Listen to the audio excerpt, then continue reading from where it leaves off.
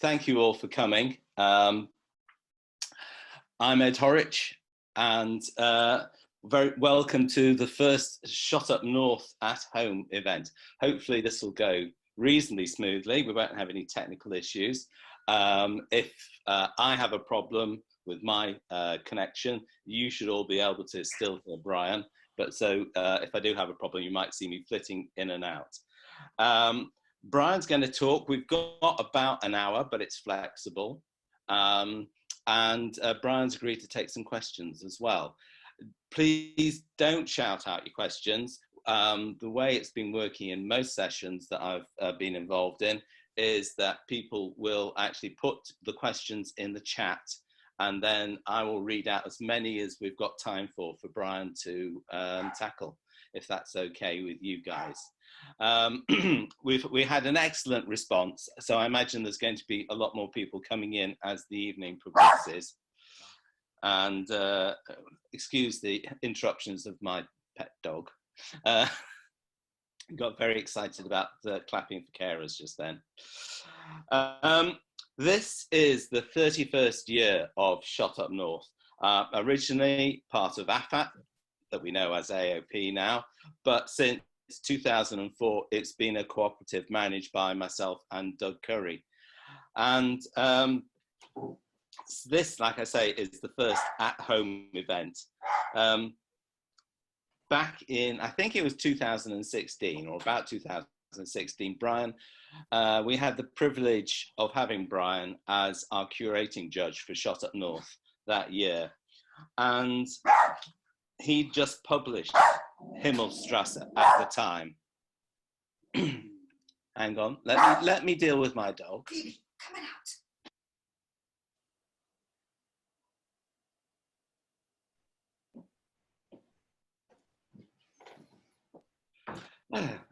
Right, the wife has dealt with Phoebe. Excuse that. So I was saying, Brian was our curating judge back in 2016 and just published Himmelstrasse.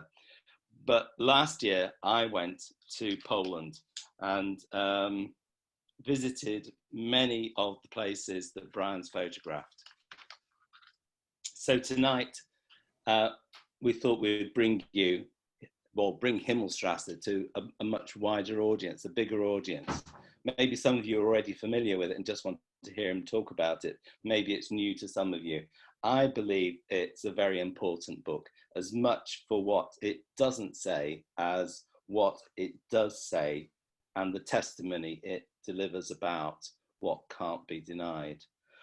So sit back. I hope you've got your favourite beverage for the next hour. And let's welcome Brian Griffin. Brian, it's over to you. Oh, thank you, Ed. Can you hear me nice and clearly? I certainly can, yes. I hope yes, we can.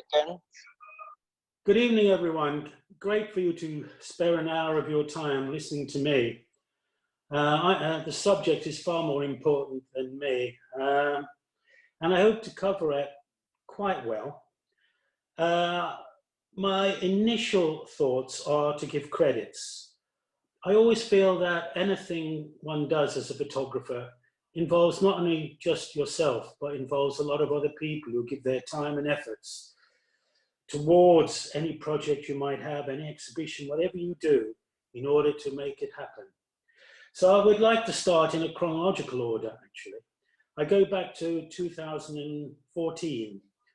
I went to Poland on a train out of Warsaw to Łódź, because I had a big exhibition in Łódź at their photo festival, great photo festival in Poland.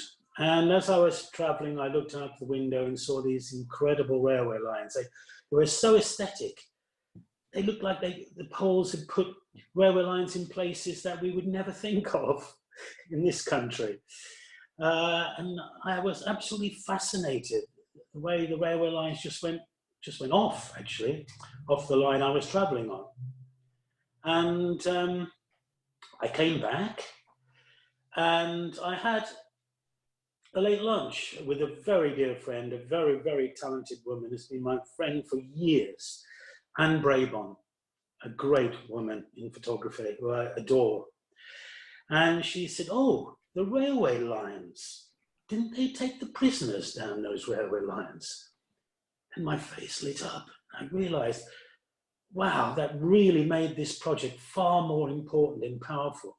I was just going to photograph railway lines going away, really, from my camera. So, which I did do. And then when I came back, I had a little photograph, and I showed it to Davy Jones, again, a great photographer.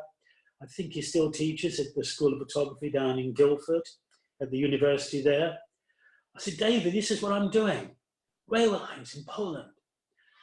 And he looked at one of the photographs. He said, give it to me. I'm going to go round to Brown's Design and show my friend Jonathan Ellery.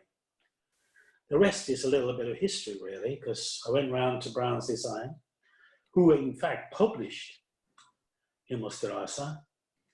And Himmelstrasse was designed by Jonathan Ellery and Aaron Easterbrook.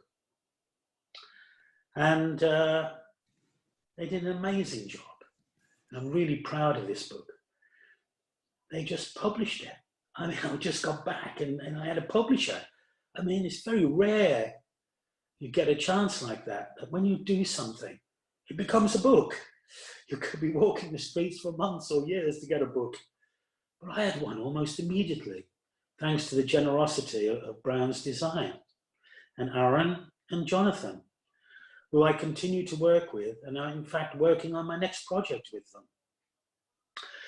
So there were Browns, there was David Jones who helped me. So then I had to get this project together. How do I go about it? I decided to find and follow the tracks to just purely, not the concentration camps primarily, but the death camps of Poland. And so I had to find out where they were. Well, in fact, most of them are stuffed in the forest, right over the east side, out of sight. And then I had to get a means of where I should go once I'd found out where they are. Where should I start on the tracks? Which tracks should I follow? So what I did, I went on Google Maps. Everyone goes onto Google Maps. And then from Google Maps, I went on to something that's really important. That is the old type of map. These are Marco Polo maps that I used of the parts of Poland I was going to discover or actually visit these camps.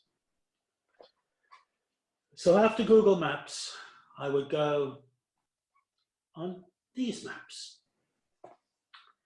And then I would go back to Google Maps on my smartphone when I got very near the camps. So what did I do next? Obviously, I decided, what camera should I take? I took two cameras for the photographers who listen. I took two cameras. One of the greatest cameras that's ever been invented in the history of photography. The Mamiya 7, a medium format rangefinder camera. And I took two lenses, a standard lens and a telephoto. And then I was really fortunate again. I mean, this sounds terrible, but Fuji sponsored all my film because obviously Mamiya 7 is an analog camera, and they gave me loads of film to use.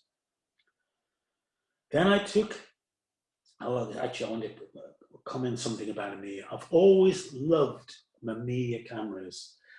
Their lenses are something special.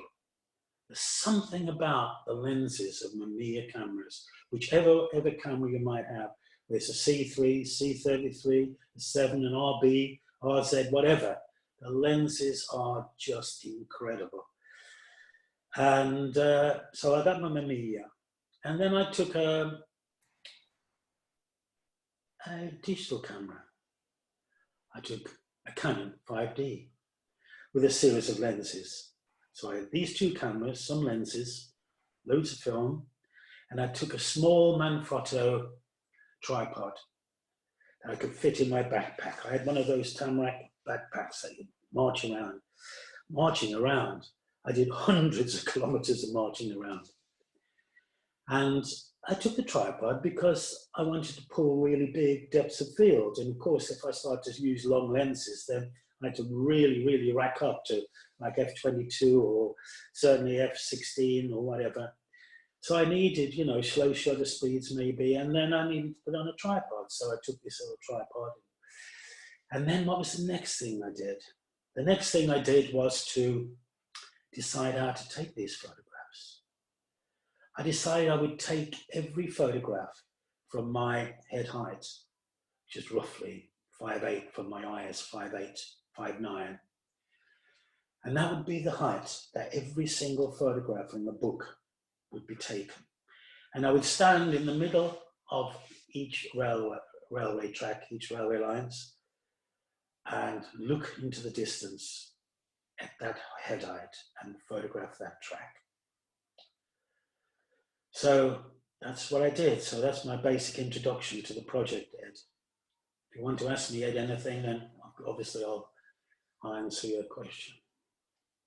I mean, if people put the questions in the chat, if you want to ask them during while you're talking, I can butt in. Okay. You want me to start your slideshow? Yeah, one thing I missed actually. There is a guidebook which I found absolutely essential. This guidebook you can buy from any decent bookshop or on Google, or Amazon. It was really, really fundamentally important to my trip. I think you can see it. Is that quite clear, Ed? Yeah. Good. That was in my pack. So what I did was I found the camps that I wanted to visit, and then I planned my trip. I would check in to a hotel relatively near to the camps. And it was like a major chain really, because I wanted to hire a car, obviously, and the car to be hired from the hotel. So my life was really dead simple. And all I got to concentrate on was getting to the location and getting the photographs. And that's what I did. So I basically hired Evis rent-a-cars really. And I'd start from the hotel. And in fact, every day I'd spend all day from early in the morning, sometimes before breakfast even.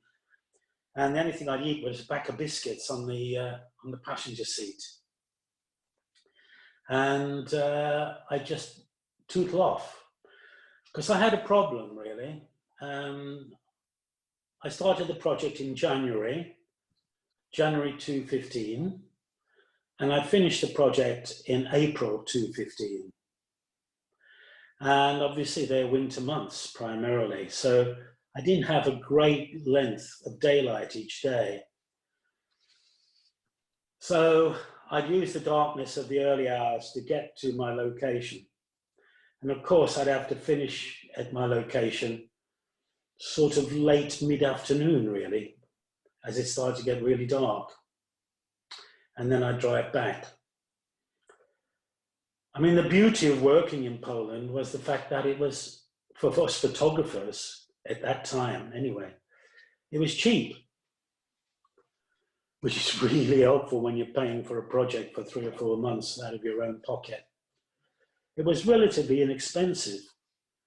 And of course, flights to Poland, they go to every town in the city in Poland. Flights go there. And so it's no problem. It was always at a standstill, really. The way the book is put together, I sort of walked around doing this job. Well, I call it a job. I think I adopted that sort of attitude as if it was a job. There's Steve Thornton. Well done, young man. And it's a conceptual book. It just has a very small, well, I don't know, is it like a 6 or 8 point? I don't know, it's so small, little red type that divides the book up by its death camps. But the initial part of the book is that we travel down this railway line and we go to the wolf's lair. So as I walk down the centre of this line, which is in northeast Poland, towards the Wolf's Lair, where Hitler spent 800 days of the Second World War, obviously with the controlling the Eastern Front from there, and he was almost assassinated, as we all know, there. And I imagined him, his train travelling over the top of my head.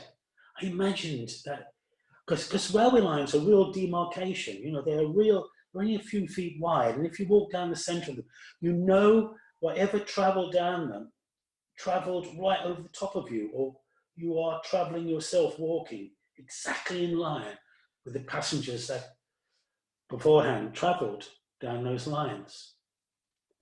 And so if I imagine him travelling over the top of my head, and also I imagine when Mussolini visited him, travelling over the top of my head, and I imagine when Goering visited him, when Himmler visited him, all these Nazis were visiting me, travelling over the top of my head. So the book starts with me journeying to the Wolf's Lair, just a few kilometres from it and then to it.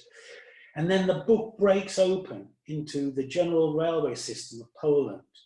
And as we go into the railway system in Poland, then we branch off into these death camps, and we go down the railway lines to each individual camp. And that's the basic structure. Mm. Are you okay, Ed? Yeah, I'm just, oh, hang on. I've got to do a verification. So, oops. Where did that go? Apologies, everybody.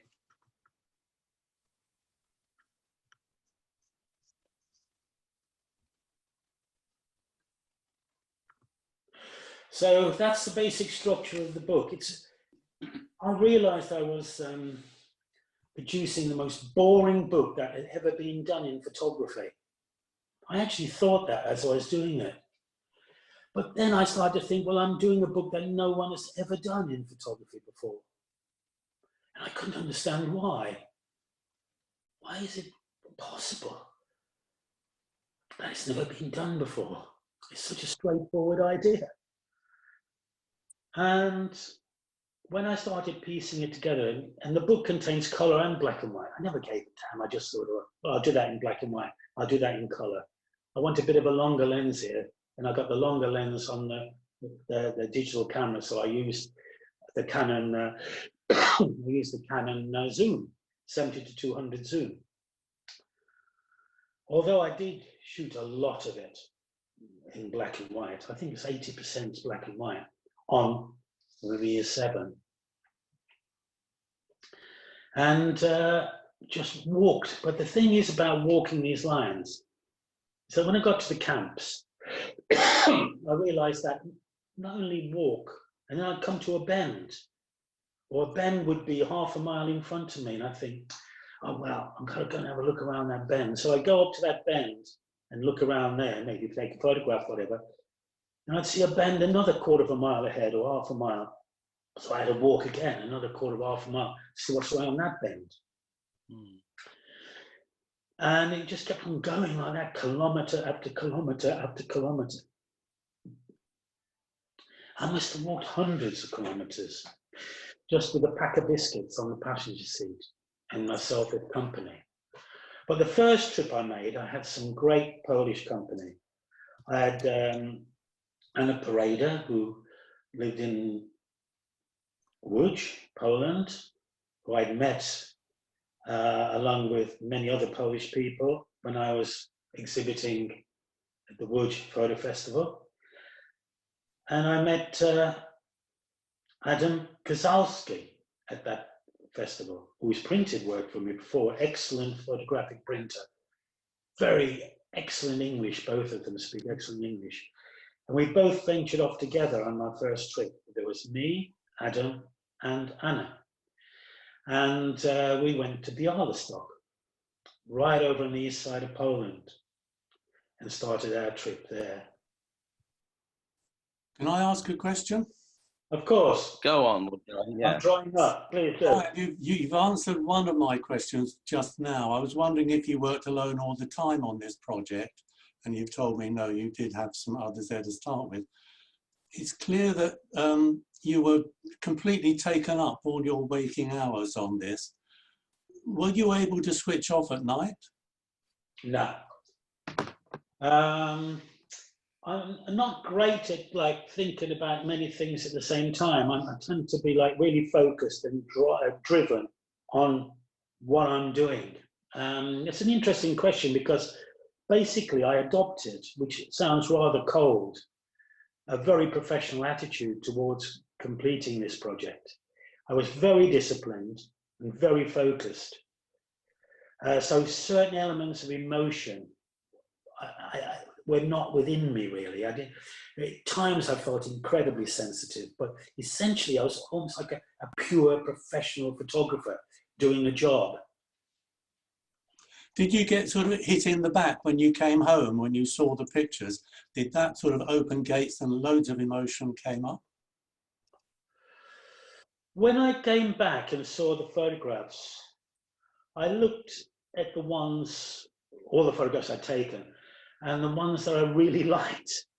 I mean, that sounds terrible, you know, as I was editing, I just wanted to enjoy some of them as photographs. And there is a few, but what they did do was the stories came flowing back when I saw the images. Because I walked all those railway lines on my own. The only thing I saw, I think, over all that late winter and very early spring, from January to April, were, I think, 3 pussycats. And I think I saw one jogger once. I hardly saw anybody. I was wandering down these lonely railway lines in these forests where maybe the SS were shooting escapees or Alsatian dogs were biting pieces out of the escapees in suburb or whatever. And they were like quiet, and all I could hear were the wind or the creaking of trees. And I was totally alone, no one around, in the middle of the most unpopulated part of Poland and the most heavily forested. It was extremely creepy at times.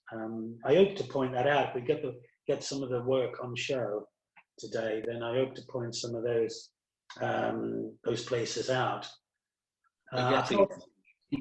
Go on. Sorry. We're getting there.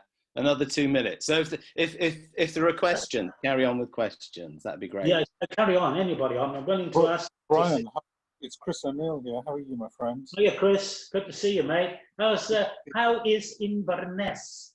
Inverness is good, and it's missing you. We need to share, especially now.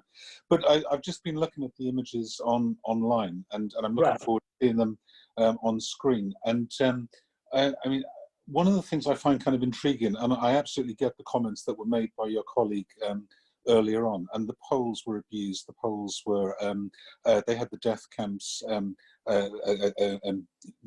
forced upon them and so on, and there were, and those were awful times for all sorts of reasons. But the thing that I find really, really disturbing is that A, the lines, the tracks, the railway lines are still there, but B, photograph that you've got in the approach to Treblinka is incredibly poignant because they've removed the tracks, and that seems to be an even more sinister image than some of the others. I mean, what was your impression of the relationship between this horrific history and the current state of the landscape with these awful memories carved through?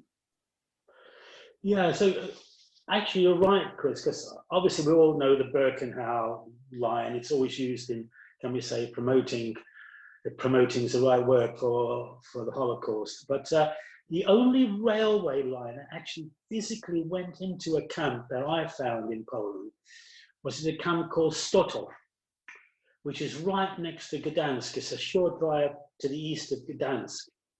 That was the only railway line directly into a camp apart from that famous line.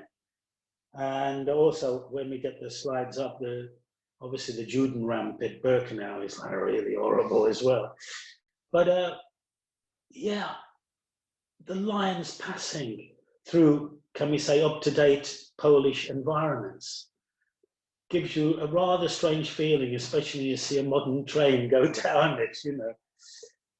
Especially I found that when I walked the tracks, which is 40 kilometers, I think, and I ran up from Kelmo, I think it is, which is to the east of Lublin, I believe, from memory, and it goes 40 kilometers up. And I walked part of that track, and apparently 40 kilometers away from where I started to walk, which is in the book, you could see the glow in the sky at the end of the, well, 40 kilometers on, from the unfortunate people that were being, I don't know, burnt, unfortunately, in the distance.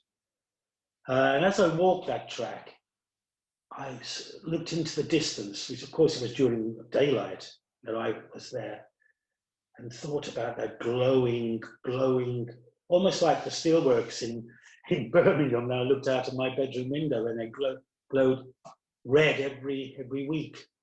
Was this glowing light from the awfulness that was being burned below it. And this railway track still works. And I watched a two-car diesel go up it with passengers, a bit similar to like a Birmingham or maybe Manchester tram, really. That's quite odd. But there's a very odd picture at the beginning of the sequence, if we get it. To carry on slightly from your question, Chris, there's some unknown places that are so horrible. They make you make your toes curl. They make you feel. Poniatowa, which is a short drive out of Lublin going west, on a grey day with a drizzle coming down. You go into this. It's horrible to even say it, really. It's a small business park, small trading estate, that we call it in England. And there are new factories there and old factories. And the book I showed earlier, this book here, explains it fully. You go into it and it talks about the buildings that still exist in this trading estate. And some of the buildings have been converted into working environments or small businesses. And you go to the end, and there's a small power station at the end.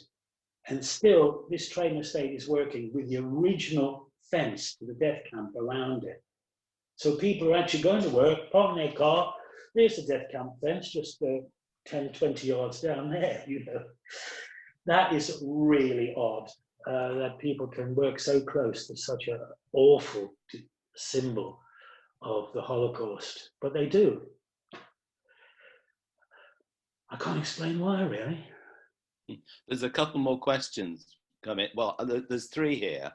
The first one is from Susan Hakuba. What was your motivation in doing the book? What was the purpose for you personally? Then Carol Sharp says, how come nature hasn't overtaken the tracks?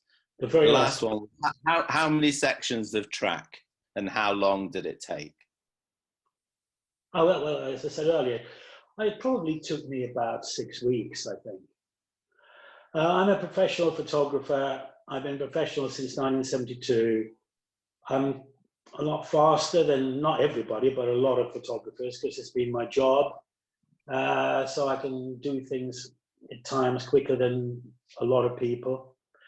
There were some overground tracks. A very unpleasant track which leads into Stotov, as I was mentioning earlier, which was a death camp, which is overgrown. And it's strange, like I've seen them in England. I saw them in a goods yard in Hertfordshire. These strange, like almost bamboo, like stiff canes, sort of weeds that grow tall. And the track into Stotov, it's impossible to, it's a narrow gauge track. It goes through a fence. So it goes through a gate, goes past the gibbet, which is an individual hanging place, and then goes past a small gas chamber. And this is the front cover, obviously. Okay, let's move on. Then we go into the book. You've seen the physical size, because I held it up. Oh, you can't see me here. I can see you, Ed, but you can't see me. Is that okay? Oh, now this is an important I can see you. one.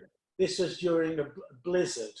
I just want to cover here because people say, where's Auschwitz?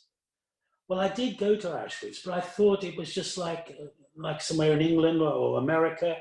There were loads of double-decker buses arriving, full of tourists. There were food stalls. There were everything there,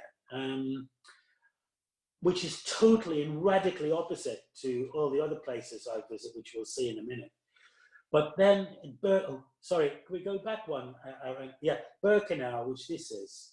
This is the Juden ramp in Birkenau. And this is the most horrendous. These are the cattle wagons where the unfortunate prisoners were kept, maybe sometimes for hours, if not days, in these dreadful conditions, which I was experiencing here. It was a snow blizzard. And I just imagine the poor people stuck in these wagons, waiting to go into Birkenau, which is the most horrible, horrific place on earth. Someone just come in, Eva Torrell. Hiya, Eva. Yeah, okay, Aaron, if you'd like to move on. This is an extraordinary, one of the general photographs from the general railways. Extraordinary railway line. This is aesthetically very pleasing, I know. And I do regard this as one of my favorites of the whole project. This railway line, as I told you earlier, my head height, 5'8", 5'9", my eye height, rather. Probably on a tripod. It would be on the Canon 5D and looking down that line going into infinity. So yeah. This is an odd one. I put this in here because I like Caspar David Friedrich. He's one of my most inspirational artists. He's a German romantic painter of the late 18th, early 19th century. And this was something as I was visiting a camp that I thought was very Friedrich. Okay, none of this is in the book, by the way. We haven't moved into the book. Here, this is Birkenau. Yeah, I think it is. Could be somewhere else. Carry on. Yeah, this is the fence at Birkenau. Yes, please. This is a preamble. We haven't even gone into the book yet. We're still at oh, now this is the place. Oh, back one, please, Aaron. Oh, you're going forward, back. That one. This is not in the book either, but this strange sculpture, someone come and put that strange sculpture there. This is around the trading estate. This is the one before this shot, by the way. Can we go back one? Okay. So that was the trading estate, not this image, but the one before it was the trading estate. There it is. Really horrible. I found this almost frightening because it existed in a normal working environment and just this rusty, it's hard to see the fence, obviously it's small on your computers, but this horrible worsted concrete pillared fence that had fenced off this death camp still existing around this trading estate. That was one of the most moving places and creepiest places that I visited on this trip. This is not in the book, by the way. This is just an introduction to the whole show. Next, this is the Birkenau. Probably, Ed, you know this one quite well, I would think. I'm seeing a portrait of you, Ed, on the bottom of my screen. You look really good. Yes. Yeah. Well, we did spend a short time there, but I think you're going to make a comment about Auschwitz and Birkenau later on. But some of the smaller camps have this very eerie feel, don't they? And I imagine that. Yeah, but Birkenau really is horrible next to Auschwitz. Yeah. Auschwitz, you feel a little bit if you're at like a theme park, a little bit. I'm sorry, I don't mean to be so rude, because it was an awful place. But when you start to go to Birkenau, oh, your skin starts to crawl, really. And then in the east, as we venture into the east of Poland, that's when it gets really, really horrible. Maybe I'm exaggerating things a little bit, Ed. Calm me down at times if you want. I don't think I could calm you down, Brian.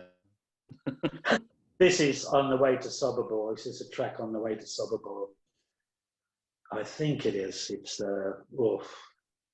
really, really the most horrible. 250,000 did both from the south and the north into Sobibor and perished, I believe. Am I right on that fact, Ed? I think it's 250,000. We're cremated, we're gassed. The chances are that yes. I mean the numbers were terrible. I mean, Treblinka has 900,000. That's just horrible.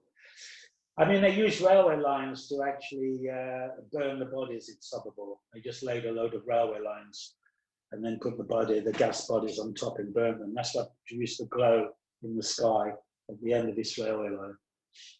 These are this is, I know this one. This is we're standing here and Hitler would have gone across the top of us. This particular shot is on its way, this railway line is on its way to the Wolf's Lair in northeast Poland.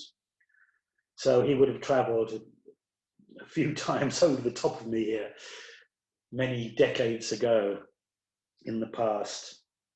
So that's where we're going at the moment. Yes, that's where we're going at the moment.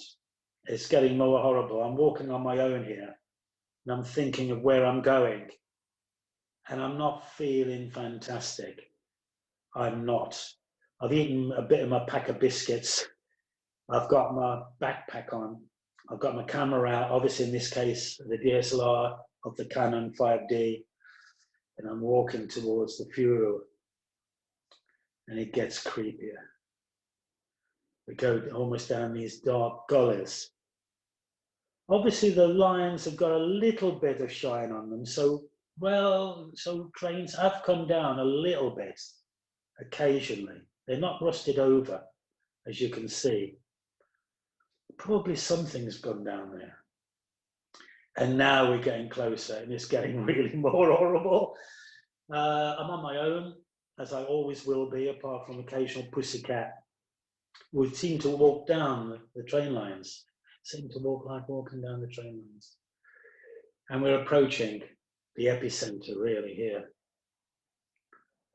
So the book turns over page after page like this. It's full bleed. Each page is full bleed as we walk down these tracks to lead us into the main body of the book.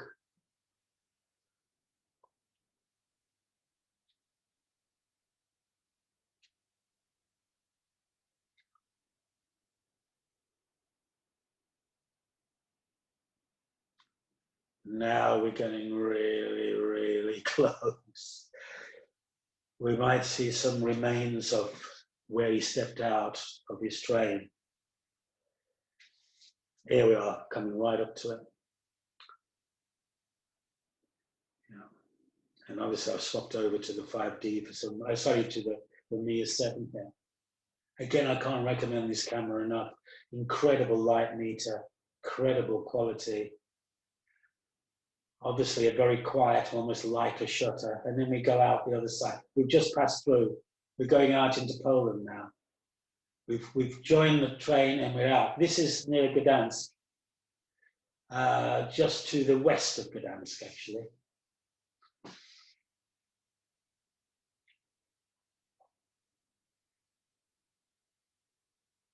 Ask me a question, Ed, if you want to. Or just keep quiet at times and just let the shots just go. So, there we go, I'm unmuted. Looking at a picture, I think my screen's a bit slow behind everybody else's, but I'm looking at a picture with You look at a picture of what? You've gone all googly on me. This railway and looks like power. Tell us an image of what.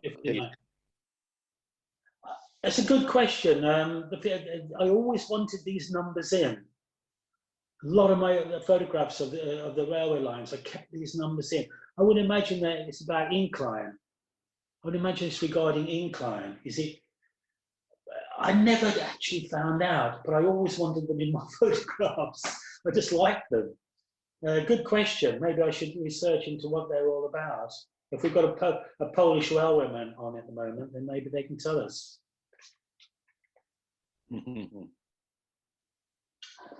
As you can see, that we're not, at the moment, none of these railway tracks are really rusty and horrible. In fact, they've all got a bit of shine on them, to be honest. So they're all being primarily used, you know. Now they're being used still.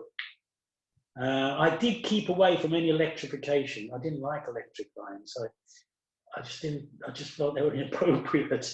So all the railway lines I photographed are non-electrified, and they're basically diesel trains running them. We're still in the general railways of Poland.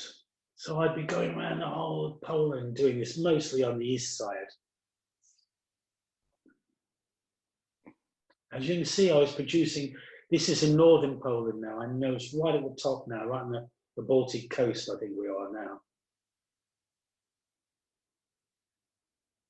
This is why it's the most boring book in the whole of photography. And that's how I love, that's what I love about it. That's what I wanted to achieve. It was my creative concept. I wanted the photography to be powerful in message, but not powerful in my aesthetics. That's why I chose a constant position, to take all the pictures from the same point of view. Brian, can you hear me? I can. There's a question here. It's what's the motivation? I mean, how did you get motivated? I remember when we spoke in your flat, you were talking about the motivation to me then and how it overtook you. Can you talk about that a little bit? Because there's a question here that wants you to address that. I always felt that I've been a vehicle, actually, like a orifice or something, like a tube or whatever, that things sort of, I do something, I'm receiving signals from something, and I just execute things. And I was really, really excited about doing this project. I mean, I'm normally excited if I feel I've taken a good photograph of a person or people. But I was really motivated. I felt almost electrified. I felt so excited every time I was setting off to do it. And when I look on reflection, I try to comprehend, I try to think, why was I so excited about doing it? And if I was to try and answer that question, I couldn't. I don't really know why I was so filled with energy. What did it for me? What actually created this within me? I have no idea. I was just filled, tingling with excitement in the amount of energy I imparted in the project, the walks. I didn't have one of those apps, actually, if you tell me how far I'd walked, but I would imagine hundreds of kilometers over the months. Hundreds of kilometers, and it was really difficult walks because they were over, as you can see, you know, they're over railway sleepers. So they're really difficult to tread on. It's not clear ground. You have to like step over these wooden or concrete sleepers that the railway lines sit upon. So it was an arduous journey as well. But I was like, and did I eat well? Well, I ate rather cheaply and really well at places because it was so incredible. When I worked with Adam on my first visit, he took me to some great restaurants in Bialystok, which I really liked. A great place. We had fantastic food for the cost of a one course in the UK, really. But apart from that, I just ate, I don't know, anything really, not exceedingly well. You see the numbers keep on appearing, things start to appear on the side of tracks, and we're still wandering around and the general railway system. And then I think we're going to move on soon. You see where they load the tanks there on that left-hand side there? It's where the tanks go on top of the trains. There it is on the left, where military, obviously vehicles would pull up, tanks would roll off, or military vehicles would be loaded. but that's like a modern thing. It's not a, I don't know, it might have been a Second World War thing. I never thought of that. So some of these lines are still in use. They're not all unused lines. You'll see the overgrown ones. You see how big the book is. I mean, it really is a lot of work. And they're in use, as you can possibly see. Most of the lines are at least, if not really shiny, a little bit shiny. And the undergrowth is not massive around the tracks. See, it's quite boring, isn't it, in a way, but it's meditative. And I just want to come in here. I love repetitive music. I've always loved 70s, 80s, 90s, 2000s German music. Techno, I love. Electro, I love the repetition of music. And these railway tracks, they're joined. They're not welded together. So therefore they have a music, you know, every 20 yards or whatever, it goes do, do, do, do. And the people in these wooden, horrible goods cattle wagons would hear do, do, do, do, for hours, do, do, do. Where was it leading them? Do, do, do, do. As there was lime on the floor, something in the corner for them to use as a toilet, but they were so compressed together, they probably couldn't even reach the toilet in each wagon. But these are horrible things, Ed, and you're probably far more versed than I am, although I've read everything I can lay my hands on. This now is really, really horrible up here. I started to hear a weird sound. This is right up on the Baltic coast, out of quite near Stotov, near Gdansk. And there was this creaking there, and I thought, oh my God, what is that? And I froze in the middle of the track, and I could hear this creaking, creaking. And I thought, what the hell is that? I was totally alone. I hadn't seen anybody on this lonely track. But it was just a tree, really, creaking.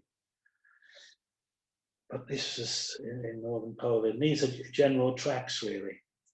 So you can see the substance and how big this book is. And how, so it's a repetitive.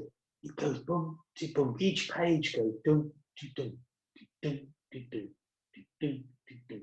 We're traveling to our own, well, a long time ago, our own unfortunate endings. We've got a couple more questions, Brian. Yeah, sure. Duarte asks, how was the process of selecting the images and the order for the book? And then we've got a second question as well. That's a good, I mean, this is actually, yeah, okay. I think there were very few images thrown out, really. Most of the effort was in actually traveling to the various places. There was a small percentage of cast-offs. I mean, there'd be but most of them were used because it was hours of finding the place, driving to the places. Sometimes I would drive 5 hours from where I was even staying to some of the places, and 5 hours back to my hotel. Other times, obviously, it was fairly close, an hour and a half or something. Here is a railway line that delivered the prisoners to a narrow gauge railway, which then they would get on the narrow gauge railway in all climates, which were a lot of open trucks actually, like coal trucks that would take them to Stotov death camp. It was the first camp, I think, Stotov. It was a women's camp originally. Women were there. These camps were often very close to places of populations, but sometimes hidden. I mean, Majdanek is in full view of the town. Oh, that's incredible, isn't it? But there's another question here. It says, Brian, you obviously have a fascination with place, referring to Hitler passing over where you stood. Do you have this passion, this fascination with place wherever you are? Well, I mean, slightly at a tangent answering the question, I have to explore a place. Wherever I am, I have to explore it. I don't stay in the hotel or whatever I might be. I'm constantly going out.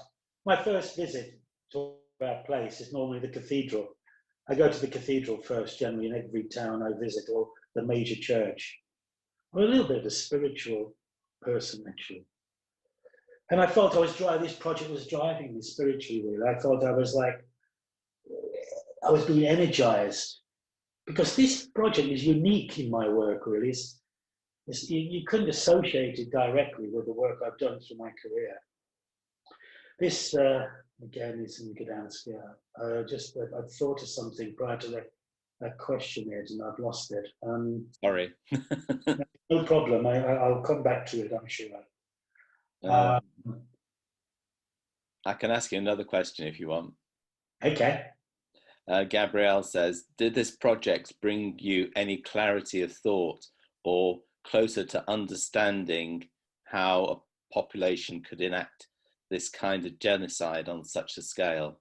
And I think we have to be careful about which population we're talking about. You know, there were some people who did a lot to save as many people as they could. There were some people who could not, you know, who were overwhelmed by the Nazis and couldn't do anything even if they wanted. And there were others who happily joined in. And so it's quite difficult to talk about, but did it bring you any clarity about how this event had come about and people had behaved the way they did? Well, this particular photograph now, if we could stay on it just for a moment, this, believe it or not, was the most frightening position I found myself in. I was really fortunate to be with Adam and Anna at the time, but they were back about half a mile back from me in this petrified forest. They were standing and working in and taking pictures for themselves. I walked up, I don't know, 20 minutes, 30 minutes away from them to this particular place, and it gave me the creeps, this place here. I felt really, really scared. And I wanted to run back to Adam or Anna, really, because I did feel incredibly insecure. And at times I felt very, very insecure. Regarding my feelings, well, I mean,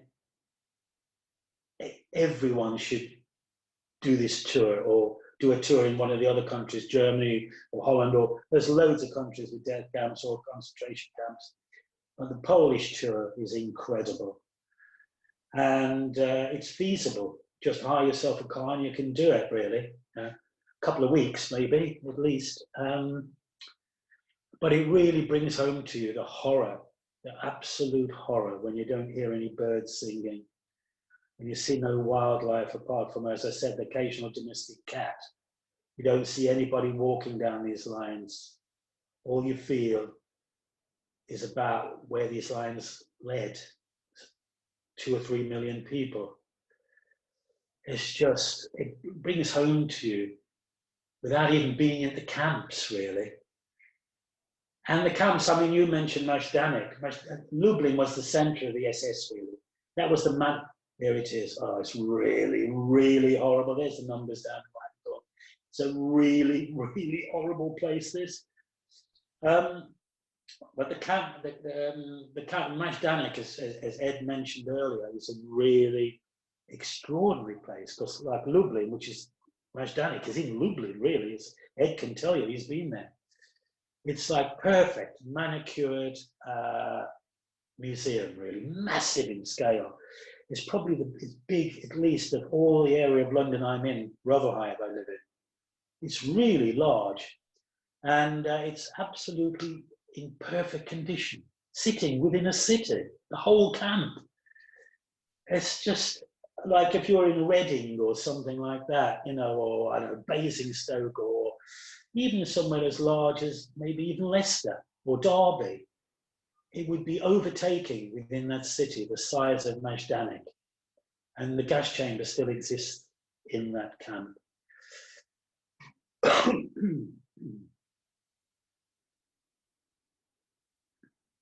We have passed down a lot of railway lines that leading us to various camps, and I haven't remarked upon it. But if you buy the book, you just see a very small, really delicate little bit of red typography right in the top center, demarking that there's an unused track now. This is a horrible one. I think you might have been there, Ed. Treblinka. Not Treblinka, sorry. Excuse me, Belzec. No, I didn't go to Belzec.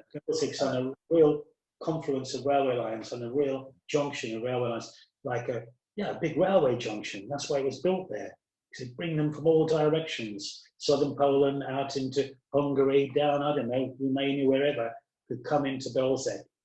And from the north, it was right on a junction of a series of railway lines. I think that's near Belzec. Yeah, this is near Belzec. This is near Belzec. I don't know how many people went to Belzec. I can't remember how many. You might know better than me, Ed. Or some people, it is Belzec. I'm not sure, but you mentioned about the height that you shot these photographs of at, yeah. and I'm really getting a sense of it now, certainly with those last set of black and white images, that as we progress between image to image to image to image, and it's relentless, and I'm feeling that I'm actually on the truck that's taking me somewhere, and it's a bit unnerving. You're going into Sobibor here. That's really horrible. We're in the east of Poland here, Ned, and this, like, not only the book, but the actual going there, as opposed to Auschwitz. Go to Sobibor or go to Treblinka. I mean, they're really horrible places. It's just embedded within the soil. It's embedded within the trees. It's embedded within the landscape. This atmosphere is just incredible. This is Sobibor. I imagine the Gestapo running and the prisoners running when they escape from Sobibor.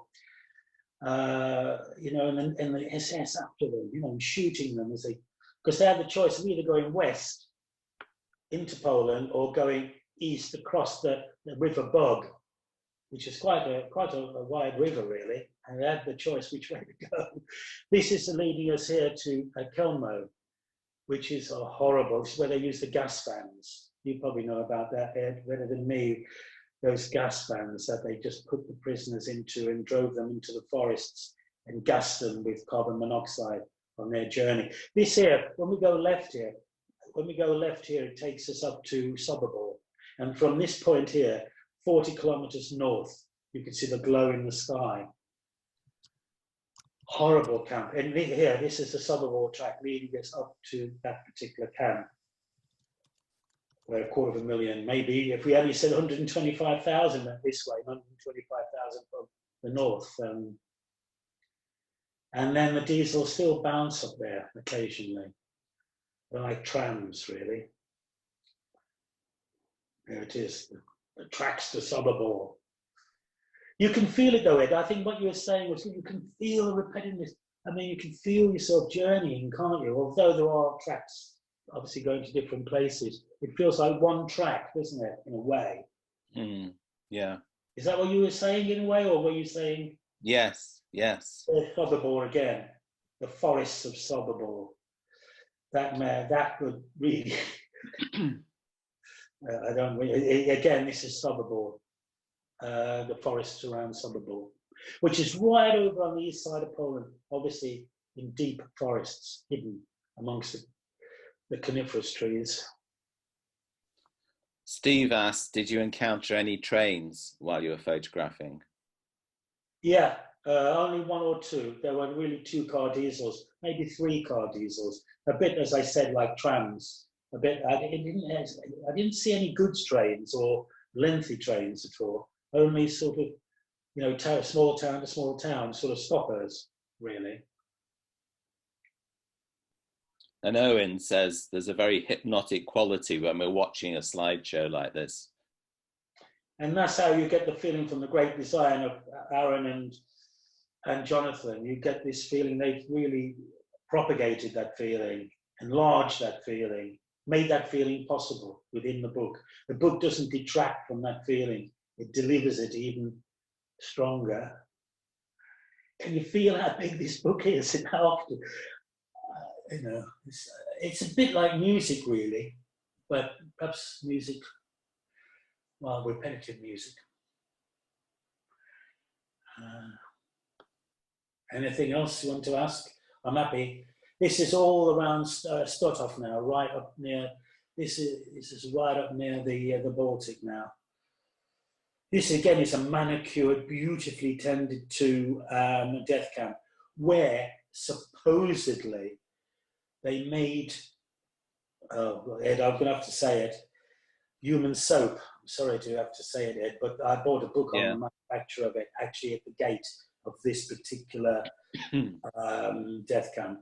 And when I went to the National, what is it called, Imperial War Museum in London, I had an appointment to show them my project.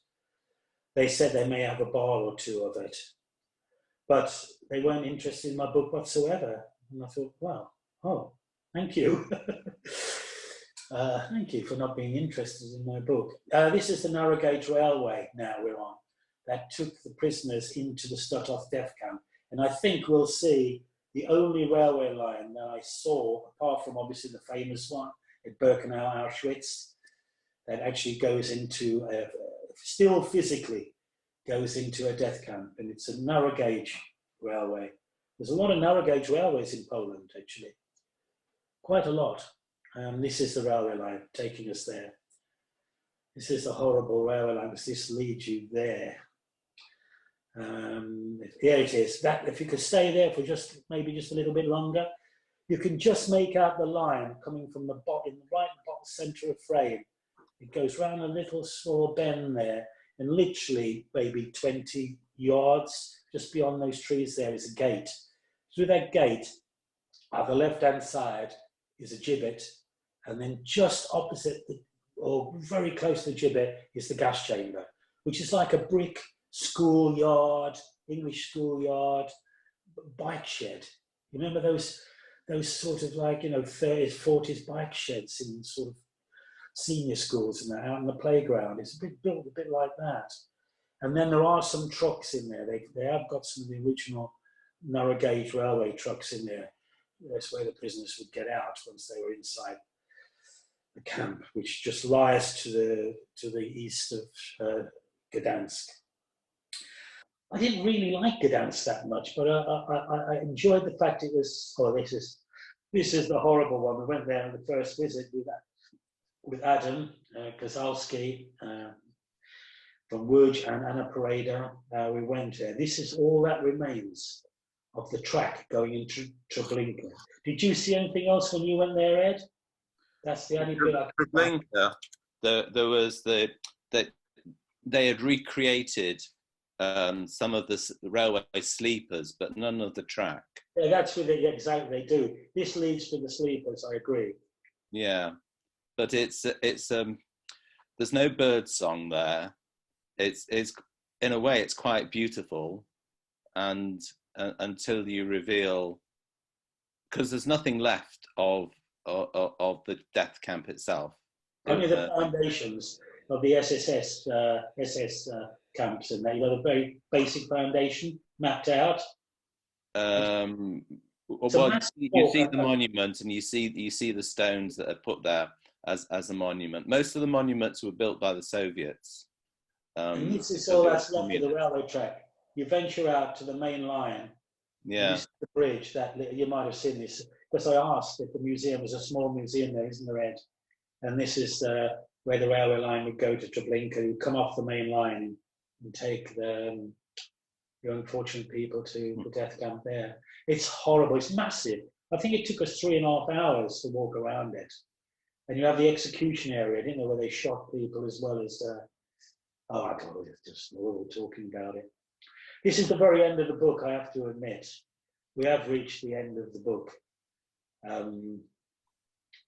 Not a book. I'm glad that you could feel the repetitiveness started to take you somewhere, didn't it?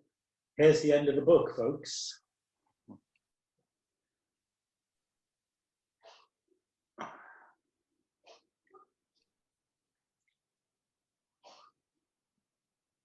That's it. And as I said, there's a piece at the end of the book, if it's not in this show, where people who have purchased the book, people want to purchase the book, Ed, you can't see it because I'm holding it up. I don't want to complicate it. I don't know if you is the white circle where the number is in there. That white circle there, the number of the book is in there because each book is numbered and each book is possibly signed by me. So there's Heidi Coppock-Beard says, has the feeling you felt while shooting this, the energy, the inspiration and the drive, to create these images, have you felt this passion in other projects before? Good question. I don't think so, to be honest. Not the same emotions. In this particular project, I was overtaken. I was overtaken by something else, really, that I couldn't quite put my finger on. Why should I be so excited about it?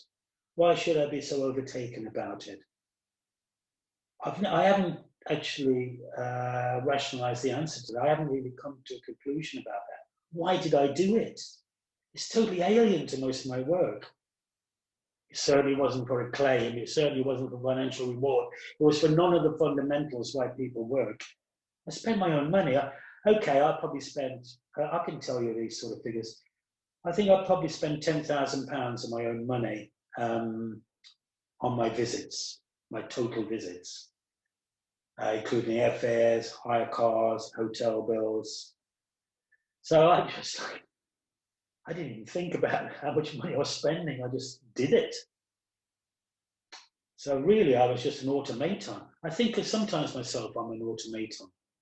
And I think on this project, I was actually. It was almost like a robot. Heidi says, you know, maybe, well, I'm going to interpret her comment, maybe that you knew inside you that it was important to document it, and that's what the drive inside that you described, that you were an automaton, you just had to do it. Maybe that was what that was about. Right.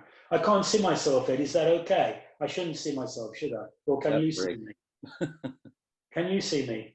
I can see you, and I'm sure other people can, but people have options on how they can view the screen. So they can choose different options. Fine, because I haven't seen myself, so am I all right? Yeah, I mean, it's a strange feeling. I mean, I have a lot of Jewish friends. Some of my closest friends are Jewish. But there wasn't only Jewish people. There were homosexuals, there were gypsies. There were also there were political activists. There were all sorts of people, but the Jewish were the majority. Well, from the comments that we have coming up, I can see that a number of people had families who were involved, who perished in the Holocaust, and so there are some people with us tonight listening to your talk. I feel that this is an important book, one that is still undiscovered, even though it's been launched in London, it's been launched in New York, and I think people have yet to understand it for what it is, because it's a very quiet book. Like you say, it's boring in the old words. I don't think it's boring, but I think that you can't deny that these railway lines are very deliberate, and you have followed them in a very in the deliberate way that they were intended, and that has to resonate at some point with the viewer. And as we can see, you know, as Aaron's flipping through the images here, that it's relentless, and in the same way that the subjugation and the what the Nazis undertook, and most of this took place in Poland rather than in other countries. There were concentration camps all over Europe, in Greece and in France and the Netherlands, like you say, and in Germany itself. But Poland took the brunt, and these camps are extermination camps. You've not photographed concentration camps. These are extermination camps at the destination of all these lines. And I think sort of taking it to a bigger audience is always important. And I'd really like to thank you for agreeing to present this tonight, Brian, and I would encourage people to look more at this book. Yeah, it's very kind of you, Ed. I just want to mention some people. Del Barrett, who organised an exhibition of this work at a small gallery below the streets of the Strand in London. It was called the Magic Gallery. She was a true believer in this book. And my friends that surrounded Del Barrett, my close friends like Jonathan and Kev, they know who I'm talking about. And then there was Christoph, Christoph of the Woodge Photo Festival, that was very nervous about it. And it was printed by Adam, who I spoke about earlier. They put a large exhibition of all the work in the Woodge Festival, which was they knew it was a very sensitive subject, and but they did it. That's the only two places really that it's being shown. This country essentially has ignored it, and most other countries have. The book has just sat there for 5 years quietly, and you've unearthed it again, which is most kind of you, Ed, to bring it out into the open. I appreciate that and respect that, and I thank you heartily and sincerely for doing that. Well, I have to say, when I first saw the book, I thought it was a boring book, and I didn't think about it. But then I did look at it and think about it, and partly because I went to Poland and I visited many of these places. And then we sat down and recorded a podcast, which will be published in a little while. But in the meantime, people are asking where you can buy the book. And I have to say, you can go to Brown's Editions, and there is a link on the Shot Up North website on the front page, which will take you to Brown's Editions to purchase the book if you would like to do that. And we've got Aaron, who's busy doing a fantastic job of running the slideshow, is Brown's Editions. And I think there's a couple of other people there on the meeting tonight.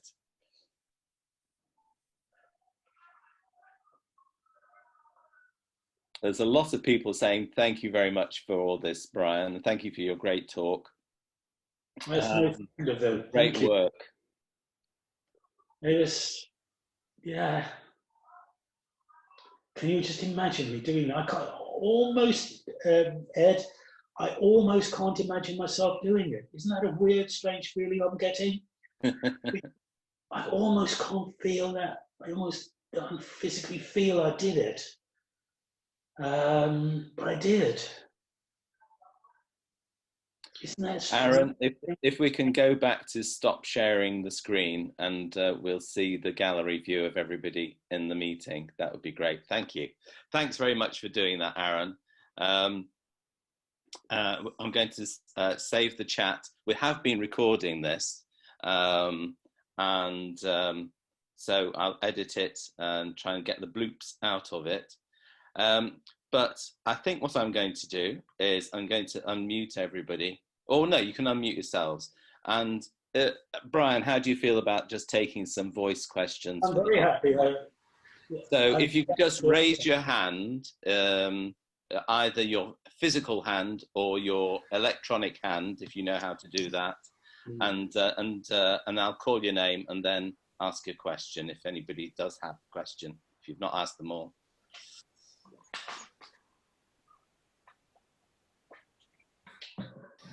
Oh, there's one? Yes, Owen, yes. Hi, Brian. Hi, Owen. I asked you on the chat, but you've obviously not seen any of that yet. Did you get carte blanche to go everywhere on these tracks, or did you just do a bit of trespassing, hopping over fences, etc.? Did you get permissions? Did you just go off an alarm and just go where you wanted? You seem to have had very good access to the railway network. I really, as I stressed at the very beginning amongst the talk, I really love Poland. It's a photographic paradise. I was never interfered with, in other words, interrupted in what I was doing. I was never stopped. I was never questioned. I was just left to do it. And at times, I was you know, in populated areas, although the tracks were empty, empty of human beings walking them. And in fact, that's a good question as well. And I'll just sidetrack just slightly. When you saw that photograph of those sofas in Gdansk next to the track, it was a very strange place. I got really frightened. There was this person all in black walking towards me in the far distance. And I turned around, photographed those sofas and walked away. And then I walked into another area that people had a campfire burning and people in overcoats surrounded around it. And I just wanted to get away from that as well. But it just reminded me what you said. But essentially, I was never interfered with. As I said, all I saw were a couple of pussycats and one jogger that came in and went away. No one stopped me, no police arrived. One thing on the border of, I think it was the border of Lithuania and Poland, or was it Ukraine and Poland? The police were watching me at a distance in their vehicle. They were watching me at a distance. That's the only, but they never came and said, what are you doing here? What are you up to?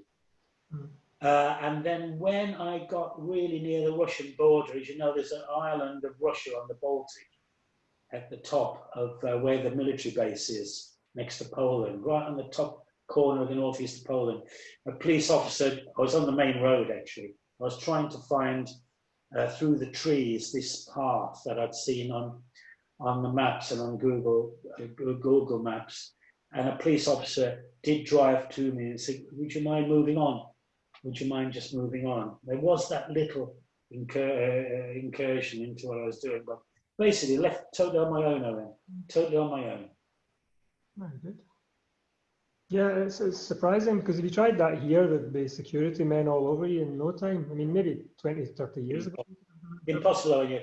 They'd be crawling over me like flies, actually, within 5 minutes in this country. And there was no real, actually, I forgot it, part of your question, actually. There's no real fences either, which is why I love the aesthetics of the lines. They just went through the countryside without any of those barbed wire fences and high fences we get here and embankments going up to the high fences. And there's none of that. As you could see, every single photograph has just got a railway line just going through the countryside, which is what helped me to decide to do this project at the beginning.